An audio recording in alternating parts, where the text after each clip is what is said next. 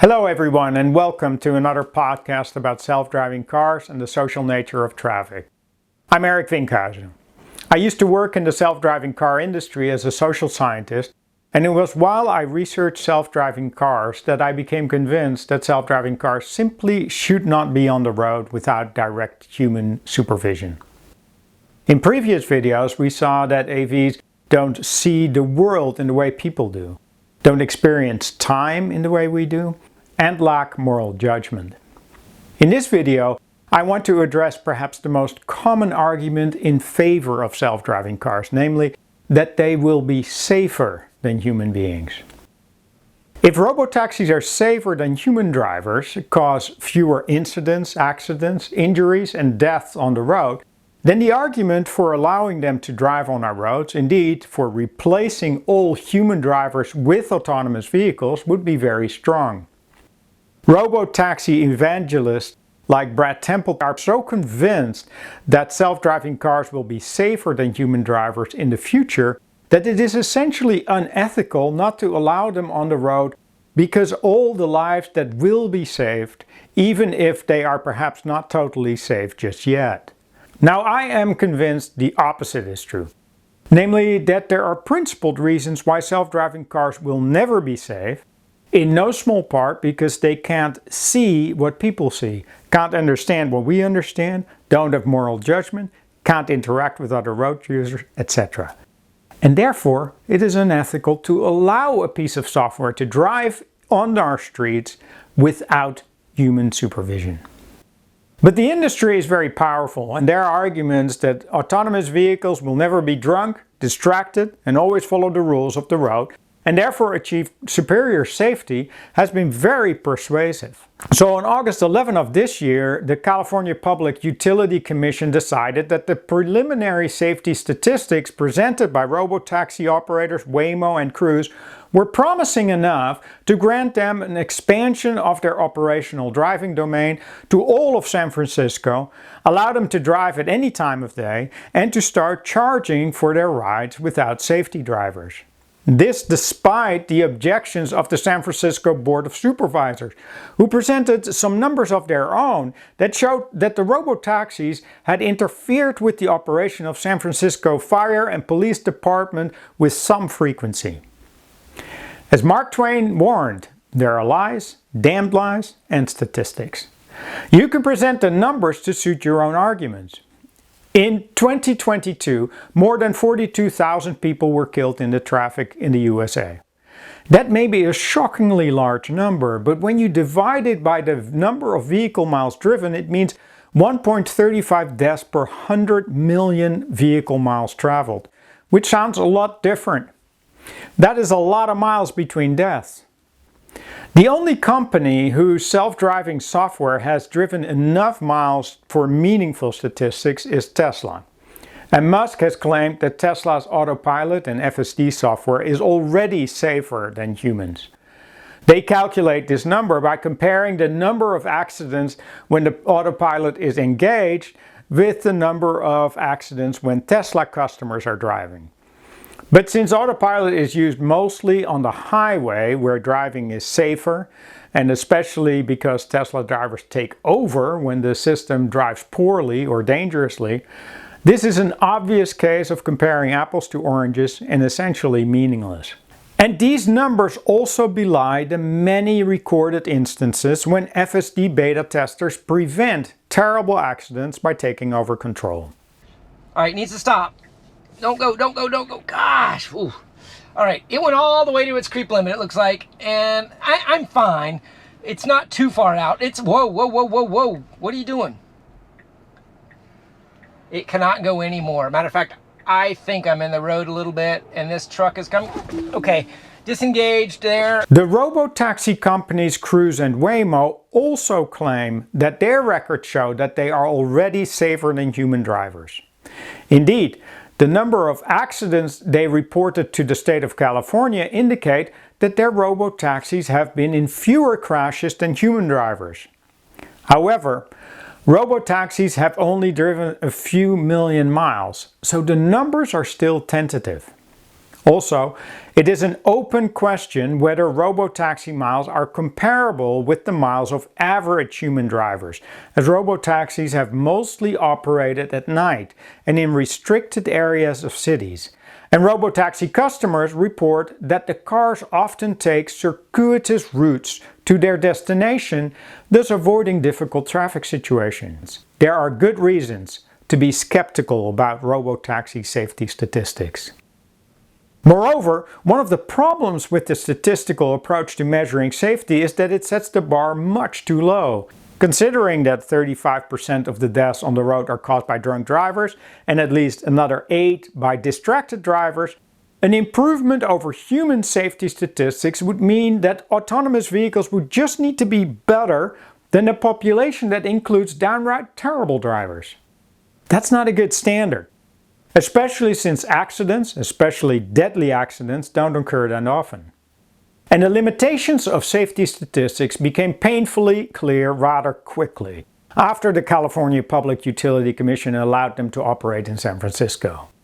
Almost right away, Cruise had a series of worrying incidents, and on October 24, barely 2 months after it was allowed to start its service, the California DMV suspended Cruise's license to operate robotaxis in San Francisco. I will describe the incident that was the final straw, and I fear that it is a bit graphic, but the details are important. If you don't want to hear it, turn the sound off until this graphic disappears from the video. Here is a report about the accident as it was described on a web posting by Cruise itself, on the day their license was suspended, some 3 weeks after the accident. The incident occurred on October 2, 2023 at 9:29 p.m. in San Francisco.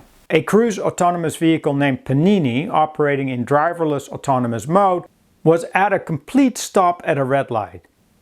A dark-colored Nissan Sentra was stopped in the adjacent lane to the left of the AV. When the light turned green, the Nissan Sentra and the AV entered the intersection. Against the red light, a pedestrian entered the crosswalk on the opposite side of Market Street across from the vehicles, passed completely through the AV's lane of travel, then stopped mid-crosswalk in front of the Nissan Sentra. The Nissan Sentra then tragically struck and propelled the pedestrian into the path of the AV. The AV biased rightward before braking aggressively, but still made contact with the pedestrian. The AV detected the collision, bringing the vehicle to a stop, then attempted to pull over to avoid causing further road safety issues, pulling the individual forward approximately 20 feet. It is unclear whether the car or the staff in Cruise's remote operations center knew there was somebody underneath the vehicle, but I suspect that neither the car nor the staff knew. But here's the thing, it should have known. In my podcast on self-driving car perception, I argued that the computational processes of an autonomous vehicle is not the same as what we mean when we use the word seeing. For people, seeing is inextricably connected with common sense and emotion. We are responsible for being able to see our surroundings and to see what is relevant.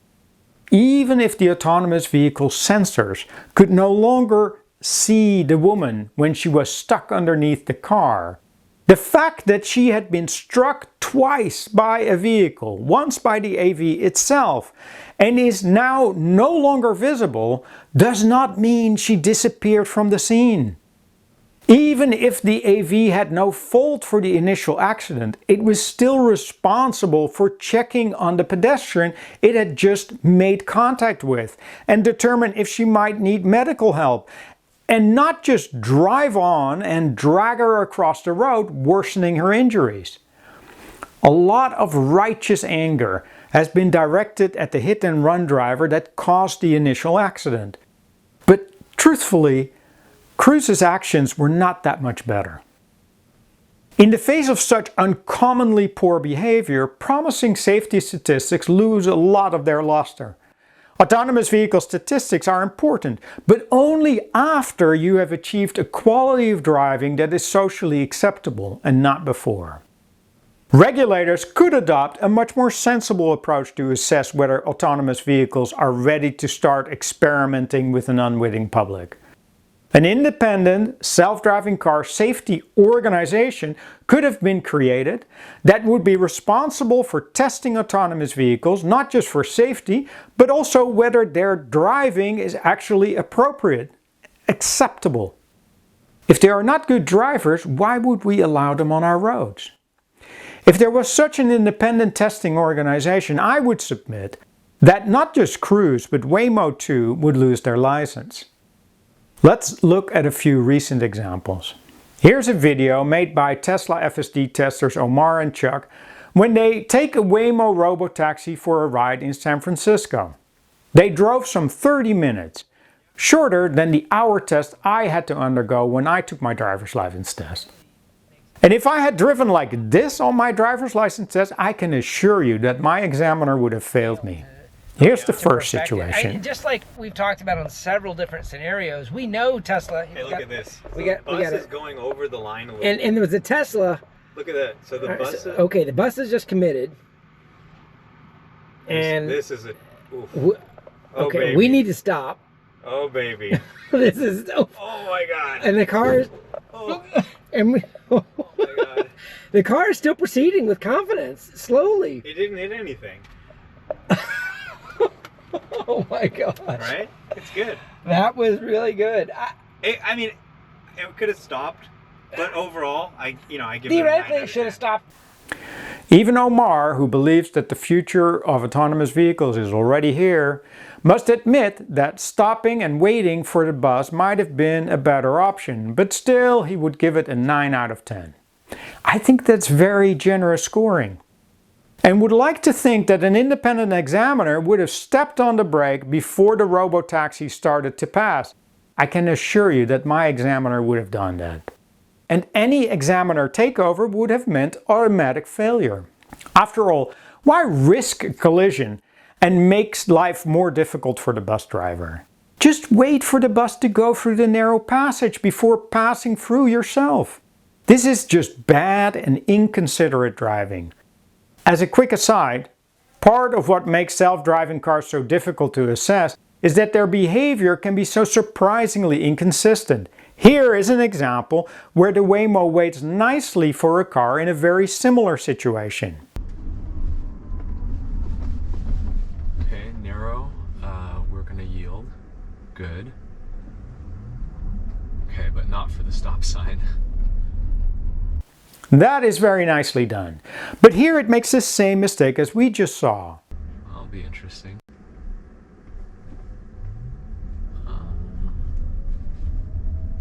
See, I would wait. Proceeding on 30th Street. Okay, alright. I think this is gonna...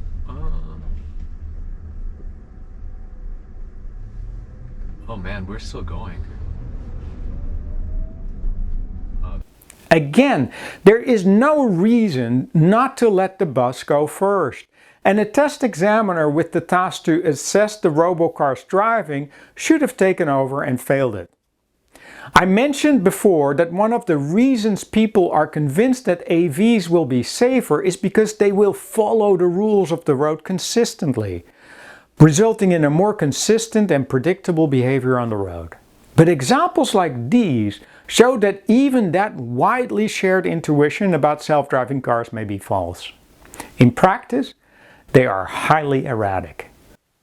Here's the second instance from Omar and Chuck's drive that would have resulted in a failed test.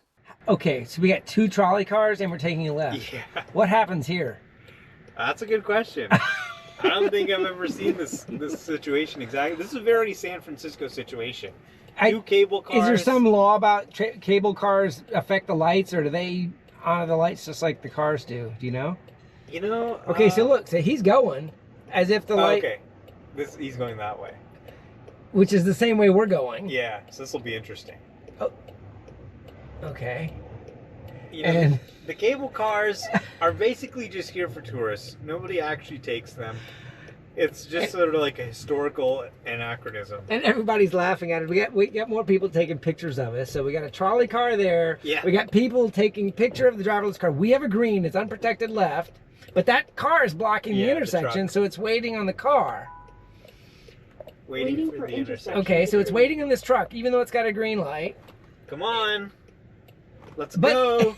And now it's yellow Oh, again. it's stuck and it's blocking a little bit. Oh, but it, Oh! it committed! Oh my god! Was that a red light?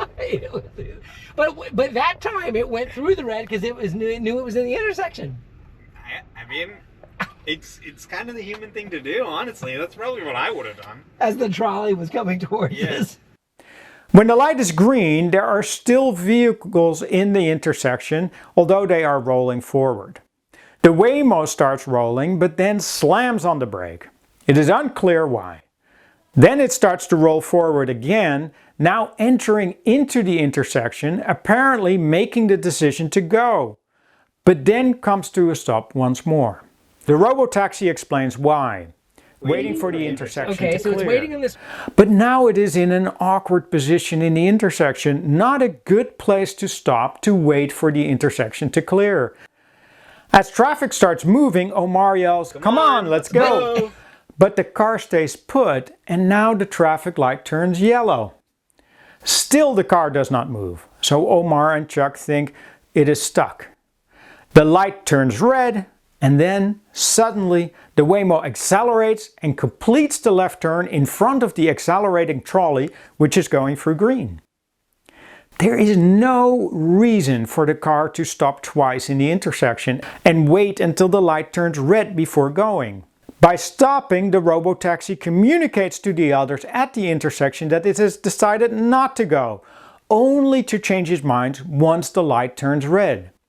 The car should have just rolled through the intersection and gotten in line behind the truck. It really isn't that difficult. So in a span of 30 minutes, there are at least 2 moments when an independent driving tester would have good reason to flunk Waymo. As my first driver's license examiner said to me, "That is just not good enough. Take some more lessons." So there are much more commonsensical ways to assess robotaxis driving than simply letting robotaxi companies experiment on the public and collect statistics about reported incidents. The standard for self-driving cars should be high because we know the technology has inherent limitations. So there are good reasons to be a bit skeptical about their safety, no matter what the industry's powerful lobby says. Autonomous vehicles should not just not cause any accidents, which is surprisingly a higher bar than they have set for themselves, but should be assessed on whether their driving passes the standard of being a good driver.